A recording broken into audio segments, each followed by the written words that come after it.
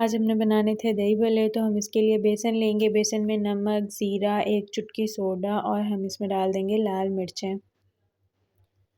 इसके बाद हमने इसमें पानी डालना है। पानी आपने डाल लेना है कि मतलब इसकी ज़्यादा पतला नहीं करना, बस इसकी कंसिस्टेंसी थोड़ी रनी सी हो। फिर हमने दही को प्रिपेयर करना है। दही के लिए हरी चटनी डाल दी। इसके बाद इसमें हम नमक डालेंगे। नमक डालने के बाद हमने इसमें लाल मिर्चें डाल दी, कुटी हुई लाल मिर्चें। फिर पानी डाल दिया थोड़ा सा। हमारा बैटर भी रेडी था। हम सरसों के तेल में इनको फ्राई करेंगे, मस्टर्ड ऑयल में। फिर इसके बाद ये फ्राई हो गई, इनका प्यारा सा ब्राउन सा कलर आ गया। फिर हमने इसको डाल देना है अपनी दही में।